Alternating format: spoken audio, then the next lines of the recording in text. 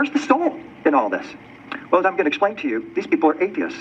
Basically what happened is the U.S. government got together with all the top technology people at that time, Microsoft, Google, so forth, took them to Hawaii and said, y'all are involved in 4 separate technologies. Some of you are developing bits or computer technology. Some of you are developing atoms or nanotechnology. Some of you are studying the brain or neuroscience. And some of you are involved in genetics. What the U.S. government wants you to do is to begin to merge all 4 of those separate technologies into one seamless technology and aim it at the human skin, creating a new layer of skin for humanity. What they said was that potential uses of these technologies in improving health and overcoming disability are discussed in the report, and that they want to create a human-machine interface. The reason for doing this was to enable the creation of a new species of intelligent machine systems that can generate economic wealth on a scale hitherto unimaginable. What is the motivation for turning us into machines? Money. That's all it is. We're all being put on the altar of Silicon Valley so we can make trillions of dollars.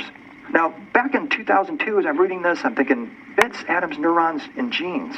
Isn't that earth, air, fire, and water retooled at a digital level? Well, if this is correspondent with earth, air, fire, and water, what's missing? Spirit. Where's the soul in all this? Well, as I'm going to explain to you, these people are atheists. That idea that you have, that quaint idea that you have that you are a soul inhabiting a human body is folklore and superstition. And they're going to eradicate that kind of speech from we idiots who still hold on to these ancient concepts. 2003, Dr. Natasha Vita-Moore, brilliant woman, comes along with her whole body prosthetic and substrate autonomous network avatar body by design.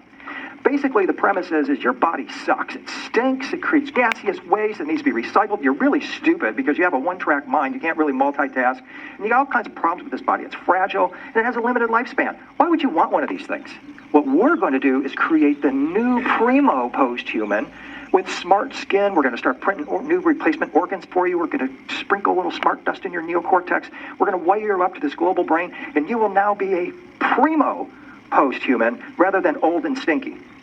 And everybody's going to want one of these things. That was the premise, and that is 2003. But the key thing that I brought forward in that is to say is this choice that we have. We can go with this rainbow spectrum of bits, atoms, neurons, and genes and mesh our flesh with technology to attain ultimate intelligence and illumination, or we can remain organic beings. And that to me is still the clear choice that we have, either to remain organic humans or to take that step and to become post-human or transhumans, H+, IM+, H 2.0. They can't agree on the next iteration of humanity, but they all have this idea that we're going to be somehow enhanced. We're going to be actually more human when we become machines. Seriously, that's their logic.